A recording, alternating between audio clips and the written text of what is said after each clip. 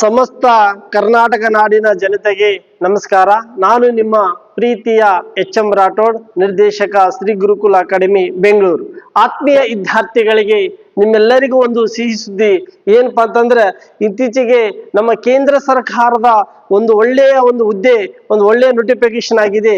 ಆ ನೋಟಿಫಿಕೇಶನ್ ಯಾವತ್ತಪ್ಪ ಅಂದ್ರೆ intelligence bureau ಎಂಬ ಒಂದು notification.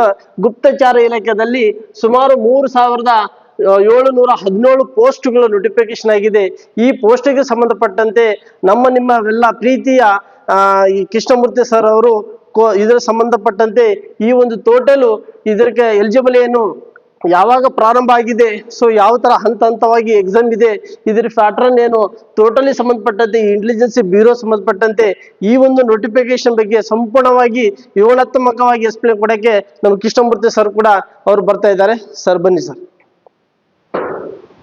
Thank you sir. Thank you sir. ನಮಸ್ಕಾರ. ನಮ್ಮ ಈ ಇಂಟೆಲಿಜೆನ್ಸ್ ಬ್ಯೂರೋ ಸಂಬಂಧಪಟ್ಟಾಗ ಈ ವಿಡಿಯೋ ಮಾಡ್ಕೊಡಿ ಅಂತ ಕರೆದಿದ್ರಿ, ಹಾಗಾಗಿ ಇವತ್ತು ಬಂದಿದ್ದೀನಿ. Thank you so much. ಕೊಡಿ. ಇದು ನೋಡಿ, ತುಂಬಾ ಹುಡುಗರು ಈಗ KPSC ಮತ್ತೆ KE ಮತ್ತೆ PSI ನೋಟಿಫಿಕೇಶನ್ಸ್ ಇಲ್ಲ ಅಂತ ತುಂಬಾ ಜನ ಒದ್ದಾಡ್ತಿದ್ದೀರಾ. ನೋಟಿಫಿಕೇಶನ್ ಇಲ್ಲ ಸರ್, ನಾವು ಓದ್ತಿದೀವಿ ಆದ್ರೆ ಯಾವುದು ಕಾಲ್ ಫಾರ್ಮ್ ಆಗಿಲ್ಲ ಅಂತ ತುಂಬಾ ಮಾಡ್ತಿದ್ದೀರಾ. ನೋಡಿ, ಒಳ್ಳೆ ಅವಕಾಶ. ಯಾಕೆ ಅಂತಂದ್ರೆ PSI ಮತ್ತೆ PC ಏನು ಓದ್ತಾ ಇದ್ರಲ್ಲ ಹುಡುಗರು, ESI PSI ಮತ್ತೆ ಗ್ರೂಪ್ C ಎಕ್ಸಾಮ್ಸ್ ಓದ್ತಾ ಇದ್ರಲ್ಲ, ಅವ್ರಿಗೆ ಇದೊಂದು ಒಳ್ಳೆ ಅವಕಾಶ. ಯಾಕೆಂತಂದ್ರೆ intelligence same pattern, same syllabus, same paper 1 paper 2 same. ಒಂದು ಇಂಟರ್ವ್ಯೂ ಒಂದು ಸಪರೇಟ್ ಇರುತ್ತೆ, ಅದ್ರ ಬಗ್ಗೆ ಹೇಳ್ತೀನಿ. ಇಂಟರ್ವ್ಯೂ ಏನಿಲ್ಲ, ಒಂದು ಲ್ಯಾಂಗ್ವೇಜ್ ಚೆನ್ನಾಗಿ ಗೊತ್ತಿದ್ರೆ, ಇಂಗ್ಲಿಷ್ ಕನ್ನಡ ತಮಿಳು ತೆಲುಗು ಎಲ್ಲ ಯಾವುದೇ ಭಾಷೆ ಗೊತ್ತಿರಲಿ, 2 ಭಾಷೆ ಗೊತ್ತಿದ್ರೆ ಸಾಕಾಗುತ್ತೆ. ಭಾಷೆ ಗೊತ್ತಿರಬೇಕು ಅಂತಿಲ್ಲ. ಎಕ್ಸಾಮ್ ಚೆನ್ನಾಗಿ ಮಾಡಿ ಇಂಟರ್ವ್ಯೂನಲ್ಲಿ ನೀವು ಕಾನ್ಫಿಡೆಂಟ್ ಆಗಿ ಏನಾದರೂ ಇಂಗ್ಲಿಷ್ ಮಾತಾಡಿದ್ರಿ ಅಂತಂದ್ರೆ ಅವರು ಸೆಲೆಕ್ಷನ್ ಮಾಡ್ಕೊಂತಾರೆ. ಗುಪ್ತಚರ ಇಲಾಖೆ, intelligence bureau, ministry of home affairs ಅಲ್ಲಿ ಈ ಒಂದು ಡಿಪಾರ್ಟ್ಮೆಂಟ್ ಇದೆ, IB ಅಂತ ಕರೀತಾರೆ, ಇಂಟೆಲಿಜೆನ್ಸ್ ಬ್ಯೂರೋ. ಅದರಲ್ಲಿ ಏನಂತಂದ್ರೆ ACIO, assistant central intelligence officer ಅಂತ. ಅಂದ್ರೆ ಯಾಕೆಂದ್ರೆ ನಾನು IB ಆಫೀಸರ್ಸ್ಗಳ ಜೊತೆ, ನಮ್ಮ ಸ್ನೇಹಿತರು ತುಂಬಾ ಜನ IB ನಲ್ಲಿದ್ದಾರೆ, ಅವರ ಒಂದು ಇನ್ಪುಟ್ ತಗೊಂಡು ಅವರು ಆ ಪೋಸ್ಟ್ ಹೆಂಗಿದೆ ಅನ್ನೋದ್ರ ಬಗ್ಗೆ ನಾನು ನಿಮಗೆ ಮಾಹಿತಿ ಕೊಡ್ತೀನಿ. ತುಂಬಾ ಚೆನ್ನಾಗಿದೆ. ಸ್ಯಾಲ್ರಿ ನೀವು ನೋಡಿದ್ರೆ 90,000 1 lakhs ಇದೆ ಸ್ಟಾರ್ಟಿಂಗ್ ಏನೇ. ಯಾಕೆಂದ್ರೆ ಸೆಂಟ್ರಲ್ ಗೌರ್ಮೆಂಟ್ ನಮ್ಮ ಸ್ಟೇಟ್ ಗೌರ್ಮೆಂಟ್ಗಿನ ತುಂಬಾ ಜಾಸ್ತಿ ಸ್ಯಾಲ್ರಿ ಸಿಗುತ್ತೆ, ಅರ್ಥ ಆಗ್ತಿದೆ. ಅದ್ರ ಜೊತೆಗೆ ರಿಸ್ಕ್ ಅಲೈನ್ಸ್ ಅಂತ ಕೊಡ್ತಾರೆ. ಆಮೇಲೆ ಯೂನಿಫಾರ್ಮ್ ಇರಲ್ಲ, ಒಂಥರ ಸ್ಪೈ ತರ ಕೆಲಸ ಮಾಡೋದು. ನಾವು ನಮ್ಮ ಸ್ಟೇಟ್ ಗೌರ್ಮೆಂಟ್ ಅಲ್ಲಿ ಇಂಟೆಲಿಜೆನ್ಸ್ ಅಂತ ಸಪರೇಟ್ ನಾವೇನು ಹೇಳ್ತೀವಿ, ಪೊಲೀಸ್ನವರು ಇಂಟೆಲಿಜೆನ್ಸ್ ಇದಕ್ಕೆ ಸಪರೇಟ್ ಇಂಟೆಲಿಜೆನ್ಸ್ ಆಫೀಸರ್ಸ್ ಅಂದ್ರೆ ಸೆಲೆಕ್ಷನ್ ಮಾಡ್ಕೊಂತಾರೆ. ಹಾಗಾಗಿ ಆ ಒಂದು ನಿಟ್ಟಿನಲ್ಲಿ ನೀವು ಈ ಒಂದು ಎಕ್ಸಾಮ್ಸ್ಗೆ ತುಂಬಾ ಈಸಿಯಾಗಿ ಪ್ರಿಪರೇಷನ್ ಮಾಡ್ಬೋದು. ಆಲ್ರೆಡಿ ಯಾರು PSI ಗೆ ESI ಗೆ ಓದಿರ್ತಾರೆ ಸರ್, ಅವ್ರು ಆರಾಮ್ಸೆ ನೀವು ಈ ಎಕ್ಸಾಮ್ ನ ಕ್ಲಿಯರ್ ಮಾಡ್ಬೋದು. ಅದೇ. ಆಮೇಲೆ ಇನ್ನೊಂದು ಹೆಂಗ್ ಗೊತ್ತಾ, ನೀವು ಕ್ವಶನ್ ಪೇಪರ್ ನಾವು ನೆಕ್ಸ್ಟ್ ಯಾವ್ದಾದ್ರು ಸಾಧ್ಯವಾದ್ರೆ ಬಿಡ್ಸೋಣ ಸರ್. ತುಂಬಾ ಸಿಂಪಲ್ ಇದೆ, ಡೈರೆಕ್ಟ್ ಕ್ವಶನ್ಸ್. ಹೌದು, ಹಿಂಗೆ ಪ್ರತಿ ವರ್ಷ ನೋಟಿಫಿಕೇಶನ್ ಆಗುತ್ತೆ, ತುಂಬಾ ಚೆನ್ನಾಗಿರುತ್ತೆ. ಈ ಹುದ್ದೆಗಳಿಗೆ ಸಂಬಂಧಪಟ್ಟಂಗೆ ಇದ್ರ ಬಗ್ಗೆ ಮಾಹಿತಿನ ರಾಥೋಡ್ ಸರ್ ಬಂದ್ ಸರ್ ಹೇಳಿ ಅಂತಂದ್ರು, ಅದಕ್ಕೋಸ್ಕರ ಅವರ ಒಂದು ಈ ಆಹ್ವಾನದ ಮೇರೆಗೆ ನಾನು ಬಂದಿದ್ದೀನಿ. Thank you so much. ತುಂಬಾ ಥ್ಯಾಂಕ್ಸ್ ಸರ್. ಓಕೆ, ನೋಡ್ತಾ ಹೋಗೋಣ. ಈಗ ನೋಡಿ, IB intelligence bureau ACIO examination 2025ಗೆ ಇನ್ನೂ ಡೇಟ್ ಮೆನ್ಷನ್ ಮಾಡಿಲ್ಲ, ನಿಮ್ಮ ನೆನಪಿರ್ಲಿ. ಯಾಕೆಂದ್ರೆ ಇನ್ನು ಎಕ್ಸಾಮ್ ಡೇಟ್ ಯಾವತ್ತ ಅಂತ ಹೇಳಿಲ್ಲ. ಹಾಗಾಗಿ ತುಂಬಾ ಟೈಮ್ ಇದೆ ಓದಕ್ಕೆ. ಈಗ ಆಲ್ರೆಡಿ ಏನಾದ್ರು PSI PC ESI ಪ್ರಿಪರೇಷನ್ ಮಾಡಿದ್ರೆ ಈಸಿಯಾಗಿ ಮಾಡ್ಕೊಂಡು ಹೋಗ್ಬೋದು. ಹಂಗಾಗಿ ಆ 3717 ನೋಡಿ, ನೀವು ಬರೀ 200-300 PSIಗೆ ಅಳ್ತಾ ಇದ್ದೀರಾ. ಇಲ್ಲಿ 3717 ಇದೆ. ಎಂತ ನಿಮ್ ಕರ್ನಾಟಕದಲ್ಲೇ ಕೆಲಸ ಸಿಗುತ್ತೆ ನಿಮ್ ಕರ್ನಾಟಕ. ಆಮೇಲೆ ಗ್ರೇಡ್ 2 ಪೋಸ್ಟ್. ಹೌದು, ಆಮೇಲೆ ಗ್ರೇಡ್ 2 ಪೋಸ್ಟ್. ಮತ್ತೆ ಕರ್ನಾಟಕದಲ್ಲಿ ನಿಮ್ಗೆ ಏನ್ ಸಿಗುತ್ತೆ, ಪೋಸ್ಟಿಂಗ್ ಸಿಗೋ ಚಾನ್ಸಸ್ ಇರುತ್ತೆ, ಗೊತ್ತಾಗ್ತಿದೆ. ಹಾಗಾಗಿ ನೀವು ಅದ್ರ ಬಗ್ಗೆ ಚೆನ್ನಾಗಿ ಇದು ಮಾಡ್ಕೊಂಡಿರಿ. ಓಕೆನಾ? ನೆಕ್ಸ್ಟ್ ಮುಂದೆ ನೋಡಿ, ಈಗ ಇಂಟೆಲಿಜೆನ್ಸ್ ಬ್ಯೂರೋ ACIO ಪೋಸ್ಟ್ ಹೆಸರು. ಕೆಲಸದ ವಿವರಣೆ ನೋಡಿ. ಕೆಲಸ ಹೆಂಗಿರುತ್ತೆ ಅಂತಂದ್ರೆ, ಲೈಕ್ ಇಂಟೆಲಿಜೆನ್ಸ್ ಕಲೆಕ್ಟ್ ಮಾಡೋದು. ಅಂದ್ರೆ ಲೈಕ್ ಈಗ ನಮ್ಮ ಭಾರತದ ಆಂತರಿಕ ಭದ್ರತೆ ಏನಿದೆ, ಆಂತರಿಕ ಭದ್ರತೆ ಮತ್ತೆ ಬಾಹ್ಯ ಭದ್ರತೆ ಅಂತ ಇರುತ್ತೆ. ರಾ ಕೇಳಿದ್ರಲ್ಲ, ರಿಸರ್ಚ್ ಅಂಡ್ ಅನಾಲಿಸಿಸ್ ಇದೆಯಲ್ಲ, ಅದು ಭಾರತದ ಹೊರಗಡೆ, ಬೇರೆ ಬೇರೆ ದೇಶಗಳಲ್ಲಿ, ಭಾರತ ಗಡಿಯಿಂದ ಹೊರಗಡೆ ಇರೋ ಮಾಹಿತಿನ ಕಲೆಕ್ಟ್ ಮಾಡಿ ನಮ್ಮ ಮಿನಿಸ್ಟ್ರಿ ಆಫ್ ಹೋಮ್ ಅಫೇರ್ಸ್ ಕೊಡುತ್ತೆ. ಇವ್ರದ್ದು ನಮ್ಮ ಇಂಡಿಯಾದಲ್ಲಿ, ಭಾರತದ ಒಳಗಡೆ ರಾಜ್ಯಗಳಲ್ಲಿ ಏನೇನು ಕೇಂದ್ರ ಸರ್ಕಾರದ ವಿರುದ್ಧ, ಸರ್ಕಾರಗಳ ವಿರುದ್ಧ, ಅಥವಾ ಭಾರತದ ಆಂತರಿಕ ಭದ್ರತೆಗೆ ಏನಾದ್ರು ಟೆರರಿಸ್ಟ್ ಆಕ್ಟಿವಿಟೀಸ್ ಆಗಿರ್ಬೋದು, ನಕ್ಸಲೈಟ್ ಆಕ್ಟಿವಿಟೀಸ್ ಇರ್ಬೋದು, ಅಥವಾ ಏನಾದ್ರು ಈ ಇಲ್ಲಿಗಲ್ ಏನಂತಾರೆ NDPS ಅಂದ್ರೆ ಲೈಕ್ ಡ್ರಗ್ಸ್ ಮಾಫಿಯಾ ಇರ್ಬೋದು, ಯಾವುದೇ ತರದ್ದು ಮಾಹಿತಿನ ಕಲೆಕ್ಟ್ ಮಾಡಿ ಸೆಂಟ್ರಲ್ ಗೌರ್ಮೆಂಟ್ ಕೊಡೋದು. ಅವರು ಅದ್ರ ಮೇಲೆ ಆ ಏಜೆನ್ಸಿಗಳು ಆಕ್ಷನ್ ತಗೊಂತವೆ. ಆ ಒಂದು ಇದ್ರ ಮತ್ತೆ ಪಾಸ್ಪೋರ್ಟ್ ವೆರಿಫಿಕೇಶನ್ಸ್ ಆಗಿರ್ಬೋದು, ಮತ್ತೆ UPSC KPSC ನೀವು UPSC ಪಾಸ್ ಆದ್ರೆ ವೆರಿಫೈ ಮಾಡೋದೇ ಈ IB ನಾವು, ಗೊತ್ತಾಗ್ತಿದೆ. ಹಾಗಾಗಿ ನೋಡಿ ಸರ್ ಮುಂದೆ ಏನೇನಿದೆ ಅಂತ ಅಂದ್ಬಿಟ್ಟು. ಇದು ACIO ಪೋಸ್ಟ್ 3717 ಪೋಸ್ಟ್ ಇದೆ. ಇದು ನಾನ್ ಗೆಜೆಟೆಡ್ ಅಪ್ಡೇಟ್ ಆಗಿದೆ. ಮತ್ತೆ ಮಿನಿಸ್ಟ್ರಿ ಆಫ್ ಹೋಮ್ ಅಫೇರ್ಸ್ ಗೃಹ ವ್ಯವಹಾರಗಳ ಸಚಿವಾಲಯದಲ್ಲಿ ಇದು ನೀವು ಕೆಲಸ ಮಾಡಬೇಕಾಗುತ್ತೆ. ನೆಕ್ಸ್ಟ್ ಯಾವಾಗಲೇ ಪ್ರಾರಂಭ ಆಯ್ತು ಅಪ್ಲಿಕೇಶನ್ ಪೋರ್ಟಲ್ ಅರ್ಜಿಗಳ ಯಾವ ತರ ದಿನಾಂಕ ಪ್ರಾರಂಭ ಇದೆ ಸ್ವಲ್ಪ ಹೇಳಿಕೊಡಿ ಸರ್ ನಮಗೆ. ಏನಿಲ್ಲ, ಈಗ ನೋಡಿ, ಈಗ ಅಪ್ಲಿಕೇಶನ್ ಡೇಟ್ ಸ್ಟಾರ್ಟ್ ಆಗಿದೆ ಆಲ್ರೆಡಿ. ಏನಾಗಿದೆ, 19ನೇ ತಾರೀಕಿಂದ ನೀವು ಏನ್ ಮಾಡ್ಬೋದು, ಅಪ್ಲಿಕೇಶನ್ ಹಾಕಕ್ಕೆ ಸ್ಟಾರ್ಟ್ ಮಾಡ್ಬೋದು. ಗೊತ್ತಾಗ್ತದೆ, ಅಪ್ಲಿಕೇಶನ್ ಡೇಟು 19ನೇ ತಾರೀಕಿಂದ ಸ್ಟಾರ್ಟ್ ಆಗಿದೆ. ಮತ್ತೆ ಎಂಡ್ 10 ಆಗಸ್ಟ್ 2025 ಎಂಡ್ ಆಗುತ್ತೆ. ತುಂಬಾ ಟೈಮ್ ಇದೆ, ಬೇಗ ಬೇಗ ಅಪ್ಲೈ ಮಾಡಿ. ಇನ್ನೊಂದು, ಅಪ್ಲೈ ಮಾಡ್ಬೇಕಾದ್ರೆ ಇಂಗ್ಲಿಷ್ ಅಲ್ಲಿ ಇರ್ಬೇಕೆಲ್ಲ, ಏನು ಡಾಕ್ಯುಮೆಂಟ್ಸ್. OBC ಈಗ ನೋಡಿ, SC ST ಅವರಿಗೆ ಒಂದ್ಸತಿ ಮಾಡಿಸ್ಕೊಂಡ್ರೆ ಸಾಕಾಗುತ್ತೆ. OBC ನವರು ಪ್ರತಿ ವರ್ಷ ಮಾಡ್ಕೋಬೇಕು. EWS ಅಂದ್ರೆ ಎಕನಾಮಿಕಲ್ ವೀಕರ್ ಸೆಕ್ಷನ್ಸ್ ಇದ್ದಾರೆ, ಅವರು ಪ್ರತಿ ವರ್ಷ ಮಾಡಿಸ್ಕೋಬೇಕಾಗುತ್ತೆ. ಇವರು ನೀವು ಮಾಡಿಸ್ಕೊಂಡು ಇಂಗ್ಲಿಷ್ ಅಲ್ಲಿ ಇರಬೇಕು. ಗೊತ್ತಾಗ್ತಿದೆ, ಯಾವ್ದ್ರಲ್ಲಿ ಇಂಗ್ಲಿಷ್ ಅಲ್ಲಿ ಇರಬೇಕು.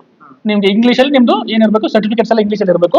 ವೆರಿಫಿಕೇಶನ್ಗೆಲ್ಲ ಮುಂದೆ ಪ್ರಾಬ್ಲಮ್ ಆಗಬಾರ್ದು. ಗೊತ್ತಾಗ್ತಿದೆ. ಹಾಗಾಗಿ ಆಮೇಲೆ ಹೈಟು ಫಿಸಿಕಲ್ ಏನಿಲ್ಲ, ಆರಾಮ್ಸೆ ಪಾಸ್, ಇದು ಎಕ್ಸಾಮ್ ಪಾಸ್ ಮಾಡೋ ಮುಗಿಸು ಹೋಗ್ತಾ ಇರಬೇಕು. ಗೊತ್ತಾಗ್ತಿದೆ. ಹಾಗಾಗಿ ಅದೇ ಹೇಳೋಣ. ನೆಕ್ಸ್ಟ್ ನೋಡಿ, ಪೇಮೆಂಟ್ ಮಾಡೋಕ್ಕೆ ಲಾಸ್ಟ್ ಡೇಟು 12 ಆಗಸ್ಟ್ 2025. ಬೇಗ ಬೇಗ ಅಪ್ಲಿಕೇಶನ್ ಹಾಕಿ. ಓಕೆನಾ? ನೋಡಿ, ಈಗ ನೋಡಿ, ಏಜ್ ಲಿಮಿಟ್ ನೋಡಿ, ನಿಮ್ಗೆ ಏಜ್ ಲಿಮಿಟ್ ನೋಡಿ. ಈಗ ಯಾವ ರೀತಿ ಎಷ್ಟಿದೆ, SC ST ಎಷ್ಟಿದೆ, OBC ಎಷ್ಟಿದೆ, ಇನ್ ಸರ್ವಿಸ್ ಎಷ್ಟಿದೆ, ಸ್ವಲ್ಪ ಕ್ಲಿಯರಿಟಿ ಮಾಡಿ ಕೊಡಿ. GM ಗೆ ನೋಡಿ 18 to 27. GM ಕ್ಯಾಂಡಿಡೇಟ್ಸ್ಗೆ ನೀವೇನ್ ಮಾಡ್ಬೋದು, 27 ವರ್ಗು ಅಪ್ಲೈ ಮಾಡ್ಬೋದು. OBC ಇದ್ರೆ ನಿಮ್ಗೆ ಏನಾಗುತ್ತೆ ನೋಡಿ, ಎಷ್ಟು 5 ವರ್ಷ ಎಕ್ಸ್ಟೆನ್ಷನ್ ಸಿಗುತ್ತೆ. 5 ವರ್ಷ ಪ್ಲಸ್, ಈಗ 27 +5 ಮಾಡ್ಕೊಳ್ಳಿ. SC ST ನವರೆಗೂ ಅಷ್ಟೇನೆ. ಗೊತ್ತಾಯ್ತಾ, +5 years ಸಿಗುತ್ತೆ. ಅರ್ಥ ಆಯ್ತಾ? ನೋಡಿ, ಇನ್ನೊಂದು ಇದ್ರಲ್ಲಿ ನೋಡಿ, ವಿಡೋ ವುಮೆನ್ಸ್ಗೆ ಮತ್ತೆ ಡಿವೋರ್ಸ್ ಆಗಿರೋ ವುಮೆನ್ಸ್ಗೆ ವೆರಿ ಇಂಪಾರ್ಟೆಂಟ್. ಇದು ನೋಡಿ, ನಮ್ಮ ರಾಜ್ಯ ಸರ್ಕಾರದಲ್ಲಿ ಇಲ್ಲ, ಇದು ನಮ್ಮ ಕೇಂದ್ರ ಸರ್ಕಾರದಲ್ಲಿ ಕೊಡ್ತಾರೆ. 40 ವರ್ಷ, ಅದಕ್ಕೆ ರಿಸರ್ವೇಶನ್ ಇದೆ. 38 ನೀವು ಬೇಕಾದ್ರೆ ಅಪ್ಲೈ ಮಾಡ್ಬೋದು. ಗೊತ್ತಾಗ್ತಿದ್ಯಾ? ನೆಕ್ಸ್ಟ್ ಇನ್ನ ಇನ್ ಸರ್ವಿಸ್ ಕ್ಯಾಂಡಿಡೇಟ್ಸ್ ಇರ್ತಾರೆ. ಇನ್ service within 3 years service completion ಆಗಿದ್ರೆ ಅವರು ಸಹ 40 years ವರ್ಗು ಸಹ ಅಪ್ಲೈ ಮಾಡ್ಬೋದು. ದಿಸ್ ಇಸ್ ದ ಏನೋ ಒಂದು ಕ್ರೈಟೀರಿಯಾ, ಏಜ್ ಲಿಮಿಟ್. ಇದೆಲ್ಲ ಗೊತ್ತಿರುತ್ತೆ. ನೋಟಿಫಿಕೇಶನ್ ಇನ್ನೂ ಕ್ಲಾರಿಟಿ ಗೊತ್ತಾಗುತ್ತೆ. ಮುಂದೆ ಹೋಗೋಣ ಸರ್. ನೋಡಿ, ಇದು ಏನ್ ಗೊತ್ತಾ, ಶಿಕ್ಷಣದ ಅರ್ಹತೆಗಳು ಏನು, ಎಜುಕೇಶನ್ ಕ್ವಾಲಿಫಿಕೇಶನ್ ಏನೇನು ಬೇಕಾಗುತ್ತೆ? ಕ್ವಾಲಿಫಿಕೇಶನ್ ನೋಡಿ, ನೀವು ಯಾವುದೇ ಡಿಗ್ರಿ ಆಗಿದ್ರು ಸಾಕು. ನೀವು ಎನಿ ಡಿಗ್ರಿ ಆಗಿದ್ರು ಸಾಕು. ನೀವು ಏನ್ ಮಾಡ್ಬೋದು, ಎನಿ ಡಿಗ್ರಿ ಯಾವುದೇ ಕೋರ್ಸ್ ಆಗಿರೋದು, engineering, BA BSc BCom BBA BCom any degree ಗೊತ್ತಾಗಿದೆ. ಬಟ್ ಕಂಪ್ಯೂಟರ್ ಬಗ್ಗೆ ಸ್ವಲ್ಪ ನಾಲೆಡ್ಜ್ ಇರಬೇಕು. ಅದಿದ್ರೆ ಅಂದ್ರೆ ಯಾವುದೇ ಸರ್ಟಿಫಿಕೇಶನ್ ಬೇಕಾಗಿಲ್ಲ, ನಿಮ್ಗೆ ಕಂಪ್ಯೂಟರ್ ನಾಲೆಡ್ಜ್ ಇದ್ರೆ ಸಾಕಾಗುತ್ತೆ. ವರ್ಡ್, ಎಕ್ಸೆಲ್, MS PowerPoint, ಏನ್ ಮೊಬೈಲ್ ಎಲ್ಲ ಯೂಸ್ ಮಾಡ್ತಲ್ಲ ಗೊತ್ತಿರುತ್ತೆ ಯೂಶಲಿ. ಈಗ ಹಂಗಾಗಿ ಅದು ಯಾವುದೇ ತರ ಸರ್ಟಿಫಿಕೇಶನ್ ಕೇಳಿಲ್ಲ ಅವರು. ಓಕೆನಾ? ನೆಕ್ಸ್ಟ್ ಪಠ್ಯಕ್ರಮ ಸಿಲೆಬಸ್ ಯಾವ ತರ ಸಿಸ್ಟಮ್ ಇದೆ, ಯಾವ ತರ ಎಕ್ಸಾಮ್ಗಳು ಸಿಲೆಬಸ್ ಸಂಬಂಧಪಟ್ಟಂತೆ ಟೈರ್ 1 2 3 ಏನ್ ಸಿಸ್ಟಮ್ ಇದೆ ಅಲ್ಲ, ಅದು ಹುಡುಗರಿಗೆ ಹೇಳಿ. ಆಮೇಲೆ ಅದ್ರ ಜೊತೆನೆ ಈಗಿನ ಸ್ಪರ್ಧಾತ್ಮಕ ಪರೀಕ್ಷೆ ಓದುವ PSI ಮತ್ತು ESI ಹುಡುಗರಿಗೆ 2 ಬ್ಯಾಲೆನ್ಸ್ ಮಾಡಿ ಸರ್. ಯಾಕಂದ್ರೆ ಅದು ಇದು ಸಿಲೆಬಸ್ ಸೇಮ್ ಇದ್ದಿದ್ದಕ್ಕಾಗಿ 2 ಕ್ಲಿಯರಿಟಿ ಮಾಡಿದ್ರೆ ಹುಡುಗರು ಜಾಸ್ತಿ ಪ್ರಮಾಣದ ಓದಕ್ಕೆ ಅನುಕೂಲ ಆಗುತ್ತೆ. ಓಕೆ ನೋಡಿ, ಇದು ನೀವು ಟೈರ್ 1 ಟೈರ್ 2 ಅಂತ ಇದಾವೆ, ನೀವು ಕನ್ಫ್ಯೂಸ್ ಮಾಡ್ಕೋಬೇಡಿ. ಟೈರ್ 1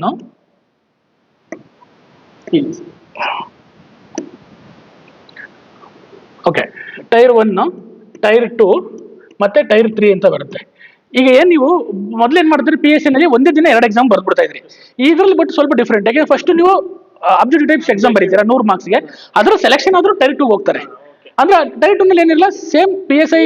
ಟೈರ್ 1 ಬಗ್ಗೆ ಮಾತಾಡೋಣ. ಟೈರ್ 1 ಅಲ್ಲಿ ನೋಡಿ, ನೀವು ಆನ್ಲೈನ್ ಎಕ್ಸಾಮಿನೇಷನ್ ಇರುತ್ತೆ. ಇದು ವೆರಿ ಇಂಪಾರ್ಟೆಂಟ್. ನೋಡಿ, ಈಗ ಸೆಂಟ್ರಲ್ ಗೌರ್ಮೆಂಟ್ ಅಲ್ಲಿ ಆಲ್ಮೋಸ್ಟ್ ಎಲ್ಲವೂ ಆನ್ಲೈನ್ ಎಕ್ಸಾಮ್ಸ್ ಇದಾವೆ. ನೀವು ಈಗ ಮೊದಲಂಗೆ ನಮ್ಮ KPSC ನಾಗೆ ಗ್ರೌಂಡ್ ಮಾಡ್ಕೋ ಅವಶ್ಯಕತೆ ಇಲ್ಲ. ಸ್ವಲ್ಪ ಕಂಪ್ಯೂಟರ್ ನಾಲೆಡ್ಜ್ ತಿಳ್ಕೊಳ್ಳಿ. ನಮ್ಮ ಕರ್ನಾಟಕದ ಹುಡುಗರು ಎಸ್ಪೆಷಲಿ ಇದನ್ನ ಅಪ್ಲೈ ಮಾಡಲ್ಲ. ಯಾಕೆಂದ್ರೆ ಎರಡು ಕಾರಣದಿಂದ. ಒಂದು, ಕಂಪ್ಯೂಟರ್ ಬೇಸ್ಡ್ ಎಕ್ಸಾಮ್ ಇಂದ. ಎರಡನೇದು, ಇಂಗ್ಲಿಷ್ ಬರಲ್ಲ ಅಂತ. ಯಾಕಂದ್ರೆ ಇದು ಕನ್ನಡದಲ್ಲಿ ಇರಲ್ಲ, ಇಂಗ್ಲಿಷ್ ಅಥವಾ ಹಿಂದಿ. ಏನಿಲ್ಲ, ತುಂಬಾ ಸಿಂಪಲ್ ಇಂಗ್ಲಿಷ್ ಇರುತ್ತೆ. ನಾವು ಇದನ್ನ ಎಕ್ಸಾಮ್ ಬರ್ದಿದೀವಿ, ತುಂಬಾ ಸಿಂಪಲ್ ಹಿಂಗಿರುತ್ತೆ. ನೀವು ಸಿಲೆಬಸ್ ಅವ್ರಿಗೆ ಗ್ರಿಪ್ ಸಬ್ಜೆಕ್ಟ್ ಗ್ರಿಪ್ ಇತ್ತಂದ್ರೆ ಅಕಸ್ಮಾತ್ ಹಿಂದಿ ಬಂದ್ರೆ ಇನ್ನೂ ಅಲ್ಲಿ ನೋಡ್ಕೊಂಡು ಒಂಚೂರು ಮ್ಯಾನೇಜ್ ಮಾಡ್ಬೋದು. ತುಂಬಾ ನಾನು ಪ್ಯೂರ್ ಕನ್ನಡ ಮೀಡಿಯಂ, ನಂಗೆ ಏನು ಇಂಗ್ಲಿಷ್ ಬರಲ್ಲ ಅಂದ್ರೆ ಕಷ್ಟ ಆಗುತ್ತೆ. ನೀವು ಕಲಿಬಹುದು, ಟೈಮ್ ಇದೆ. ಇನ್ನು ಇದಕ್ಕೆ ನೋಟಿಫಿಕೇಶನ್ ಆಗಿದೆ ಅಷ್ಟೇನೆ, ಡೇಟ್ ಅನೌನ್ಸ್ ಆಗಿಲ್ಲ. ರೆಡಿ ರೀ, ಗೊತ್ತಾಗ್ತಿದೆ. ಆನ್ಲೈನ್ ಟೆಸ್ಟ್ಗಳು ಅವು ಇವು ಎಲ್ಲ ಬರ್ದು ರೆಡಿ ಮಾಡ್ಕೋಬಹುದು, ಏನು ಸಮಸ್ಯೆ ಇಲ್ಲ. ನೋಡಿ, ಇದರಲ್ಲಿ ಒಂದು ಕ್ವಶನ್ಸ್ಗೆ ಏನಾಗುತ್ತೆ, 1 ಅಂಕ ಇರುತ್ತೆ. ಒಟ್ಟು ಇದನ್ನ 1 2 3 4 5 ಕ್ಯಾಟಗರಿಲಿ ಡಿವೈಡ್ ಮಾಡಿದ್ದಾರೆ. ಗೊತ್ತಾಗ್ತದೆ. 20 20 20 ಮಾರ್ಕ್ಸ್ ಎಲ್ಲದಕ್ಕೂ ಈಚ್ 20 ಮಾರ್ಕ್ಸ್ ಬರುತ್ತೆ. 20 ಮಾರ್ಕ್ಸ್ ಒಟ್ಟು ಟೋಟಲ್ 100 ಮಾರ್ಕ್ಸ್ ನಿಮಗೆ ಬರುತ್ತೆ. ಇದ್ರಲ್ಲಿ ಜನರಲ್ ಅವೇರ್ನೆಸ್ ಅಂದ್ರೆ ಸರ್ ನೀವು ಹೇಳ್ತಿರಲ್ಲ ಜನರಲ್ ಅವೇರ್ನೆಸ್, ಈ ಜನರಲ್ ಸ್ಟಡಿ ಸಂಬಂಧಪಟ್ಟದ್ದು ಸರ್. ಈಗ ಎಕ್ಸಾಂಪಲ್ ಆಗಿ ಈಗ ನಮಗೆ ಹಿಸ್ಟ್ರಿಗೆ ಸಂಬಂಧಪಟ್ಟಂತೆ ancient, medieval, modern, Karnataka, geography, polity, science and tech, ಆಮೇಲೆ applied science, current affairs, so ಇವೆಲ್ಲ ಬರ್ತಾವ ಸರ್. ಆದ್ರೆ ಇಲ್ಲಿ ಏನಪ್ಪಾ ಅಂತಂದ್ರೆ ಹುಡುಗರು ಸೂಕ್ಷ್ಮವಾಗಿ ಗಮನಿಸಬೇಕು. ಕರ್ನಾಟಕ ಜಿಯೋಗ್ರಫಿ ಬಗ್ಗೆ ಕೇಳಲ್ಲ, ಕರ್ನಾಟಕ ಹಿಸ್ಟ್ರಿ ಬಗ್ಗೆ ಕೇಳಲ್ಲ, ಕರ್ನಾಟಕ ಕರೆಂಟ್ ಅಫೇರ್ಸ್ ಬಗ್ಗೆ ಕೇಳಲ್ಲ, ಕರ್ನಾಟಕ ಎಕನಾಮಿ ಬಗ್ಗೆ ಕೇಳಲ್ಲ, ಕರ್ನಾಟಕ ಬಜೆಟ್ ಬಗ್ಗೆ ಕೇಳಲ್ಲ. ಕರ್ನಾಟಕದ ಬಿಟ್ಟು ನ್ಯಾಷನಲ್ ಇಂಟರ್ನ್ಯಾಷನಲ್ ಜಾಸ್ತಿ ಫೋಕಸ್ ಮಾಡ್ತಾನೆ ಸರ್. ಯಾಕಂದ್ರೆ ಇದು ಕೇಂದ್ರೀಯ ಒಂದು ಹುದ್ದೆಗೋಸ್ಕರ ಕೇಳ್ತಾರೆ. ಸೊ ಇದ್ರ ಬಗ್ಗೆ 20 ಮಾರ್ಕ್ಸ್ ಇದೆ. ಇವೆಲ್ಲದಕ್ಕೆ 20 ಮಾರ್ಕ್ಸ್ ಇದೆ.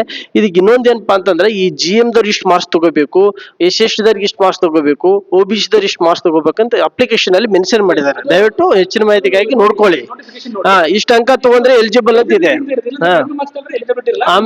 ಆಮೇಲೆ ನೆಗೆಟಿವ್ ಮಾರ್ಕ್ಸ್ ಇದೆ ಸರ್. ಇದು 1/4 ಬಹಳ ಇಂಪಾರ್ಟೆಂಟ್. ಬಹಳ ಇಂಪಾರ್ಟೆಂಟ್. ನೆಗೆಟಿವ್ ಮಾರ್ಕ್ಸ್ ಇದೆ. ತುಂಬಾ easy sir. One line questions ಗಳು ಇರ್ತಾವ, ಅಷ್ಟು ಡೆಪ್ತ್ ಆಗಿ ಇರಲ್ಲ. ಸ್ವಲ್ಪ ಓದ್ಬೇಕು ನೋಡಿ. ಇದು ಸಿಲೆಬಸ್ ತುಂಬಾ ಈಸಿ ಇದೆ. ನೀವು ಕ್ವಶನ್ ಪೇಪರ್ ನಮ್ಮ ಈ ಟೆಲಿಗ್ರಾಮ್ ನಿಮ್ಗೆ ಸೆಂಡ್ ಮಾಡ್ತೀನಿ, ಟೆಲಿಗ್ರಾಮ್ ಗ್ರೂಪ್ ಹಾಕಿ. ಅದ್ರಲ್ಲಿ ತುಂಬಾ ಇದೆ. ಏನ್ ಗೊತ್ತಾ, ನ್ಯೂಮರಿಕಲ್, ಅನಾಲಿಟಿಕಲ್ ಎಲ್ಲ ನಿಮ್ಗೆ ಏನಪ್ಪ ಇಂದ ಎಲ್ಲ ತುಂಬಾ ಸಿಂಪಲ್ ಮ್ಯಾಥಮೆಟಿಕ್ಸ್. ಏನ್ ನೀವು blood relations, directions, coding, calendar test ಇದೇ ಇರುತ್ತೆ. ಇವೇ ಇರುತ್ತೆ. 20 ಕ್ವಶನ್ಸ್ ಕೇಳ್ತಾರೆ. ಮತ್ತೆ ಕ್ವಾಂಟಿಟಿ ಆಪ್ಟಿಟ್ಯೂಡ್ ಅಷ್ಟೇ. ರೀಸನಿಂಗ್ 20 ಮತ್ತೆ ನ್ಯೂಮರಿಕಲ್ 20. ಇಂಗ್ಲಿಷ್ ಲ್ಯಾಂಗ್ವೇಜ್ 20 ಮಾರ್ಕ್ಸ್ ಕೇಳ್ತಾರೆ. Noun, verb, pronoun, interjection, conjunction, sentence formation ಅದ್ರ ಬಗ್ಗೆ ಕ್ವಶನ್ಸ್ ಕೇಳುತ್ತೆ. ಮತ್ತೆ ಜನರಲ್ ಸ್ಟಡೀಸ್ ಅಂತಂದ್ರೆ ಕರೆಂಟ್ ಅಫೇರ್ಸ್, ಎಲ್ಲ ಕರೆಂಟ್ ಅಫೇರ್ಸ್ ಕವರ್ ಆಗುತ್ತೆ. ಇದು ಈ 100 ಕ್ವಶನ್ಸ್ ಇರುತ್ತೆ. 1 hour ಟೈಮ್ ಇರುತ್ತೆ. ಏನ್ ಮಾಡ್ಬೇಕು ನೀವು, ಈ ಒಂದು ಇಂಗ್ಲಿಷ್ ಇದು ಕಂಪ್ಯೂಟರ್ ಬೇಸ್ಡ್ ಎಕ್ಸಾಮ್ ಇರುತ್ತೆ. ಬಂದ್ಬಿಡಿ ಡಿಗ್ರಿ ಆಯ್ತು. ಮುಂದೆ ನೆಕ್ಸ್ಟ್ ಇದು ಟೈರ್ 2. ಈ ಟೈರ್ 2 ನಥಿಂಗ್ ಬಟ್ ಏನಂತಂದ್ರೆ ವೆರಿ ವೆರಿ ಸಿಂಪಲ್. ಯಾಕಂದ್ರೆ ನೀವು ಪೇಪರ್ 1 ಪ್ರಿಪರೇಷನ್ ಮಾಡಿರ್ತಾರಲ್ಲ, ಯಾವುದು PSI ನಲ್ಲಿ, PSI ಮತ್ತೆ KS ಪ್ರಿಪರೇಷನ್ ಮಾಡಿರ್ತಾರಲ್ಲ, ಸೇಮ್ ಅದೇ.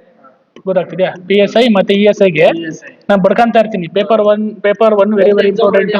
ನೋಡಿ, ಈ 3 ಎಕ್ಸಾಮ್ಗೂ ನೀವು ರೆಡಿ ಆಗ್ಬೋದು. ಈಗ ಯಾರು PSI ರೆಡಿ ಆಗಿತ್ತು ಅಂದ್ರೆ SC ರೈಟಿಂಗ್ ಗೊತ್ತಾಯ್ತಾ. ಟೈರ್ 3 ನಲ್ಲಿ ಇದು ಇಂಟರ್ವ್ಯೂ ಇರುತ್ತೆ. ಇಂಟರ್ವ್ಯೂ ತುಂಬಾ ಚೆನ್ನಾಗಿರುತ್ತೆ. ಅಂದ್ರೆ ಲೈಕ್ ನೀವು ಆಫೀಸರ್ ಸೆಲೆಕ್ಷನ್, ನಿಮ್ಮ ಲ್ಯಾಂಗ್ವೇಜ್, ಕಮ್ಯುನಿಕೇಶನ್ ಸ್ಕಿಲ್, ನೀವು ಹೆಂಗೆ ಇನ್ಫಾರ್ಮೇಶನ್ ಕಲೆಕ್ಟ್ ಮಾಡ್ತೀರಾ, ನಿಮ್ಮ ಬಾಡಿ ಸ್ಕಿಲ್, ಬಾಡಿ ಲ್ಯಾಂಗ್ವೇಜ್ ಹೆಂಗಿದೆ ಅನ್ನೋದ್ರ ಮೇಲೆ ಇರುತ್ತೆ ಹೊರತು ಇದೇನು ನಿಮ್ಗೇನು UPSC ಈ ತರನೇ ಇರುತ್ತೆ ಆಲ್ಮೋಸ್ಟ್ ಎಲ್ಲ.